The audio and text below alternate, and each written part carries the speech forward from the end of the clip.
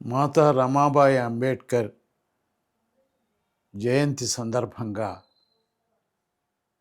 ఒక ఉత్సవాన్ని ఏర్పాటు చేస్తూ అది మామూలు ఉత్సవంగా జరపడం లేదు. ట్రస్ట్ తరఫున మాతా రమాబాయి అంబేద్కర్ ట్రస్ట్ తరఫున డాక్టర్ రత్నకుమారి గారు ఏర్పాటు చేస్తున్నటువంటిది చాలా ప్రత్యేకమైనటువంటి ఇది సెలబ్రేషన్గా చెప్పుకోవచ్చు. నార్మల్గా భార్యల గురించి మరి సాధారణంగా ఆలోచించరు. అంతా భర్తలదే పెత్తనం అనేది ముందు నుంచి ఉంది.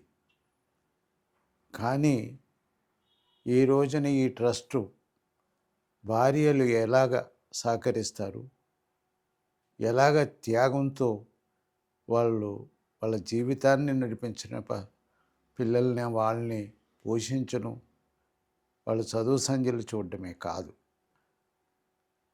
భర్త యొక్క బాగోగులు చూడడం.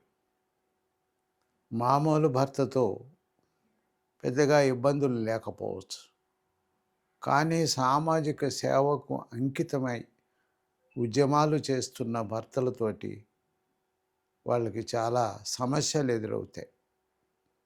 ఈ సమస్యలను తట్టుకోవాలంటే మాతా రమాబాయి యొక్క జీవితాన్ని ఆదర్శంగా తీసుకోవాలి. ఆమె తన జీవితాన్ని అంతా కూడా త్యాగపూరితమైన జీవితమే. ఆమె ఎప్పుడూ కూడా జీవితంలో ఆమె సంతోషంగా గడిపిన క్షణాలు లేకపోవచ్చు, కడుపు నిండా తిన్న సందర్భాలు కూడా లేవు. ఎందుకంటే అంబేద్కర్ గారు విదేశాల్లో చదువుకుని చదువే తన యొక్క మరి ధ్యాస, చదువే సమస్తము, చదువుకే అంకితమైపోయాడు మొట్టమొదట ఆయన. ఎందుకంటే నాలెడ్జ్ ఈజ్ పవర్. ఆ పవర్ను సంపాదించడానికి ఆయన చేస్తున్నటువంటి కృషి చాలా అమోఘమైనది. అది తెలుసుకున్నటువంటి రమాబాయి, ఆమెకు అంతగా చదువు లేకపోయినప్పటికీ కూడా చదువు యొక్క ప్రాముఖ్యత, తన భర్త చేస్తున్నటువంటి కృషి, ఆయన ఒక మేధావిగా ఎదుగుతున్నటువంటి పరిస్థితి చూసి సమస్తాన్ని త్యాగం చేయడం మొదలుపెట్టింది. పోరాటం చేస్తుంటే అది కూడా పోరాటంలో సహకరించేది, ఉద్యమంలో సహకరించేది. ఇంటి నలుగురు పిల్లలు, ముగ్గురు చనిపోయారు. చనిపోయేటప్పుడు ఆమె విపరీతమైన ఆవేదనకు గురయ్యేది. భర్త దూరంలో ఉండేవాడు. తనకి సంసారాన్ని నడపడానికి కావలసిన డబ్బులు కూడా ఉండేవి కాదు. భర్త స్కాలర్షిప్ నుంచి 50 రూపాయలు పంపిస్తే 50 రూపాయలతో సంసార జీవనాన్ని ముందుకు తీసుకెళ్ళింది. పిల్లలకి మందులు ఇవ్వడానికి డబ్బులు లేవు. 2 పూటలా కడుపు నిండా తినే పరిస్థితి లేదు. ఎందుకింత త్యాగం చేసింది ఆమె? మరి గంగాధర్ చనిపోయినప్పుడు చాలా తీవ్ర ఆందోళనకు గురైంది, ఆవేదనకు గురైంది. కానీ మళ్ళా ఈ ఆందోళన తన భర్తలో కూడా రాకూడదని ఒక మాట చెప్పింది ఆమె. నా పిల్లవాడు అక్కడ చనిపోయినా ఏమి కాదు, కానీ ఈ భారతదేశంలో ఉన్న 7 కోట్ల మంది అందరూ కూడా నా పిల్లలే. వాళ్ళ బాగోగులకి, వాళ్ళకి హక్కులు కల్పించడానికి, వాళ్ళ బానిసత్వాన్ని నుంచి విముక్తి చేయడానికి బాబాసాహెబ్ చేస్తున్నటువంటి కృషిని అర్థం చేసుకోగలిగింది ఆమె. ఇట్లాగ అర్థం చేసుకోగలిగిన స్త్రీలు బహు తక్కువగా ఉంటారు. మామూలు జీవితంలోనే అర్థం చేసుకోలేరు. పూర్తి త్యాగం చేసిన భర్త ఉంటే, విరామం లేకుండా కృషి చేస్తున్నటువంటి భర్త, ఇటువంటి త్యాగమూర్తి మనకు అరుదుగా కనిపిస్తారు. ఇంకా అక్కడక్కడ ఉంటారు, కానీ ఇంత సంపూర్ణమైన త్యాగం, సమర్పణతో ఆమె జీవితాన్ని అర్పించిన తీరు అందరికీ ఆశ్చర్యాన్ని కలిగిస్తూ ఉంటుంది. అందుకనే మనకు హక్కులు వచ్చాయంటే అణగారిన వర్గాలకి ఆమె త్యాగమే కారణం. అంబేద్కర్ గారు ఆయన నిలదొక్కుని ముందుకెళ్ళగలిగాడంటే కొన్ని సందర్భాల్లో దానికి ధైర్యం ఇచ్చింది కూడా ఆమె. ఆ హక్కులకి ఈ రోజున మనం అంబేద్కర్ గారు సాధించారని ఏదైతే అంటున్నామో, మాతా రమాబాయి సాధించిందని కూడా చెప్పుకోవాలి మనం.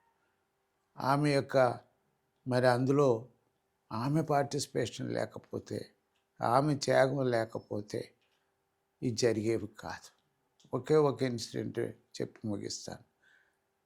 రమాబాయి అంబేద్కర్ గారు తిరిగి ఎంఏ, పిహెచ్డి, డాక్టరేట్ తీసుకుని ఇండియా వచ్చాడు. వచ్చేటప్పటికి ఈమె ఆయన ఉద్యోగం ఏమీ లేదు.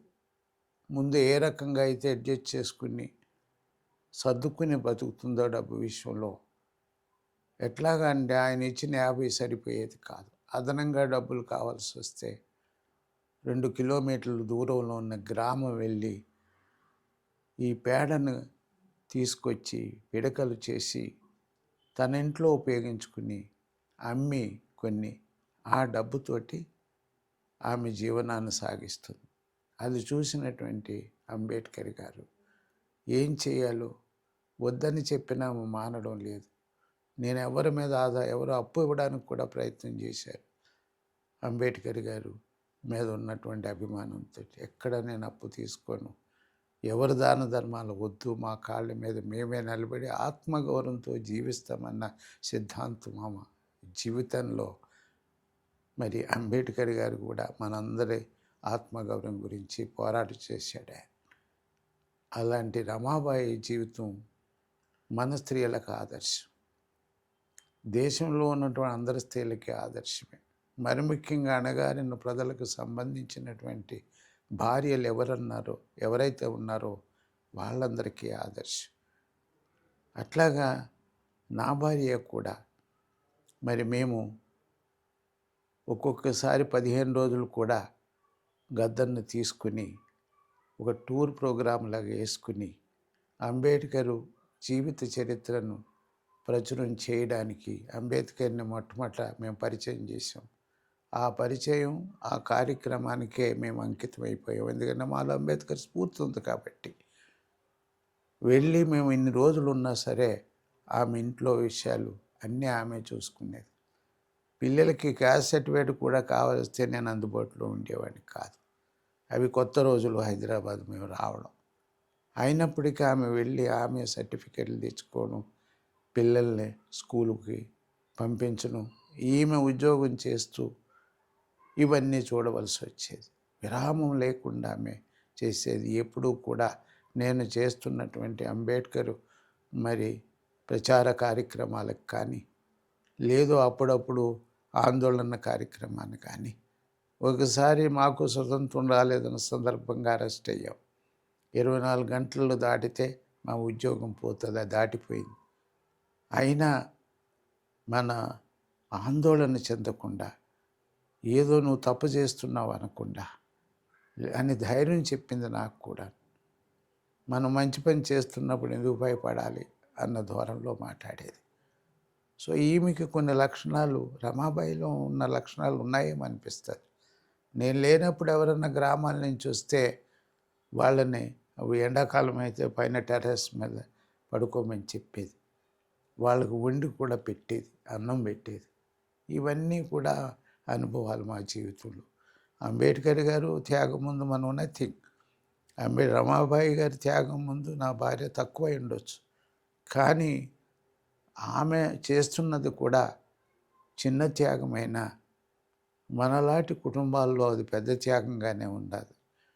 అందుకు ఆమె రత్నకుమారి గారు ఆర్గనైజర్గా స్త్రీలకు గౌరవించడం అనేది, పురస్కారం ఇవ్వడం అనేది ఆ మాత పేరులో, గొప్ప మాత రమాబాయి పేరులో, మాత రమాబాయి అంబేద్కర్ పేరులో ఇస్తున్నటువంటి అవార్డు చాలా అద్భుతమైన అవార్డుగా నేను ఫీల్ అవుతున్నాను.